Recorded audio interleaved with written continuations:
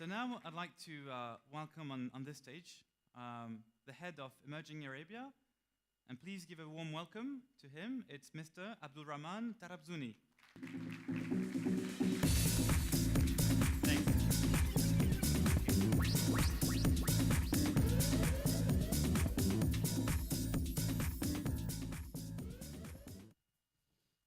Okay. صباح الخير يا أردن. كيف حالكم? Sunny day finally. So I'm going to take the next few minutes just talking to you about why we're really excited about what we're doing, why we think the internet, and in 2015 we estimate that 100 million users are going to be basically online. So about a third of the whole MENA population is going to be connected, and this is very exciting. So if you were to look at the internet industry as a set of building blocks, first you'd have infrastructure. And this is basically, so the basic DSL connectivity, 3G and all of that. Then you have content. It's almost like a stack. Right on top of it, when you have enough connectivity on the ground, you have people contributing to the web. You have people putting in content, engaging online. And then comes on top of that commerce. So, and it's almost like a staggered model. The more infrastructure you have, the more content comes online, and the more people want to monetize that content. And it also works as a virtuous cycle in a way. So more infrastructure, more users, more content, more commerce, more reinvestments back into the cycle. And MENA as a region is basically, so we see a lot of very impressive investments in infrastructure. We're moving now to a stage where we're talking a lot about content, the need for Arabic content, and we're slowly making that jump to monetization, commerce-enabled applications. And we're pretty excited that it's going to be, it's going to be interesting in the next 2 years to see how that is going to ramp up. This is not going to happen as fast as we hope to because there are a couple of challenges. One is DSL and mobile penetration in the Middle East is not that high. It's actually pretty low compared to global standards, and it remains pretty expensive. You have a lot of tier 2 and tier 3 devices. These are basically devices, cheap devices, Nokias and whatnot, that could connect to the web. Compare that to the high-end smartphone devices like iPhones and Androids. So as you can see in this graph, basically, MENA has a lot of search queries coming in at the tier 2 level. Compare that to something like the UK, where you have a lot of tier 1 devices driving traffic. Lack of high-quality content, this is an issue, and we talked about it a lot. 5% of users online speak Arabic, but you only have about 2% of the content online in Arabic. And then third is low credit card penetration. You have limited forms of payments. You have limited deployments of that. People are still not comfortable using their credit cards to purchase online. So we need to change that. And as entrepreneurs, this for you is an opportunity. Every single one of these problems is actually an entry into a greenfield market that no one yet has tapped into. And basically, you need to focus at seeing, so you want to access these networks of abundance. If you were to look at this as a way, as these problems, as a way for you to just ignite your ideas to solve these greenfield problems and go and run with it as an entrepreneur, you're on to basically something big. So to conclude, I want to leave you with 3 main themes that are only enabled by what we're seeing today because of how the web is growing and mobile usage is becoming very dominant in the Middle East. One is scale. And to give you a sense of how big the internet is, between the dawn of civilization and 2003, we as humans created 5 exabytes of information. And an exabyte is a really big number. Anyone here knows what an exabyte is? No. Close. Yes. 1 million. Mug, please. Okay. So just to give you a sense, a terabyte a exabyte is 1 million terabytes.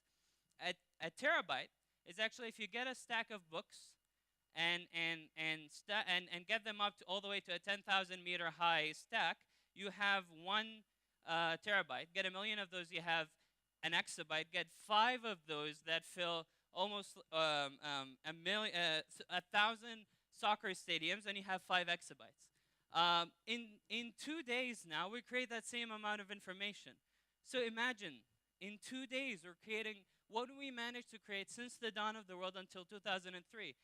And in 2013, we're going to be creating 667 exabytes of data every single day. So this is 133 times what we managed to create since the dawn of civilization until 2003. What's eye-opening is that most of this information is going to be created by you. You as a user, you're going to be at the center of the content generation, communication, distribution, and recommendation process.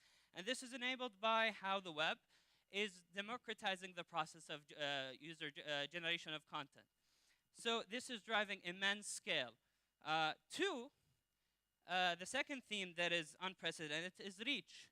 Reach enabled by the web is because of the scale that we talked about is just mind-opening. So this is a real map of searches coming from different parts of the world on Google, juxtaposed on top of a world map. And you can see it's almost like a heat map. Each dot of light is basically represents some kind of volume for searches we're getting from those geographies. So the takeaway message from this picture is demand for content is universal. People search, and they search daily. They search every second for you, for your service, for your startup. People's demand for information transcends age, gender, culture, and even socioeconomic and political boundaries. So demand for information is real. And in MENA, you have unprecedented reach because of how the web is coming. You have basically MENA constituting as a collection of countries the third largest population in the world as a region, right after China and India. It's a big market. And then MENA as a region constitutes the 6th largest region for number of internet users, keeping in mind that we also have a very low internet penetration rate. We're at 18% compared to someone like Brazil, who's at the 5th place with 45% of penetration. So this is going to be, you have a lot of room to grow. And third is speed. And just to give you a sense of how the web is enabling unprecedented rates of speed, here's a very interesting graph that was done. It's a study done by the Wall Street Journal. They basically took all the 100 most successful publicly traded technology companies. These are traded in the US, NASDAQ or what have you. And they decided to graph them based on how fast each of these companies got to their first $50 million of revenue. So between 0 to 5, you have the rocket ships. These are in red. Between 5 to 10, you have hot companies, which took 5 to 10 years to get to their first $50 million of revenue. 10 and onwards, it took them 10 plus years to reach $50 million of revenue. The slow burners. Now, what's interesting, the fastest company in the study that got to their first $50 million of revenue was Novell. It took them about 3 years to get to $50 million. Anyone here knows how much time it took Google to get to their first $50 million? Guess.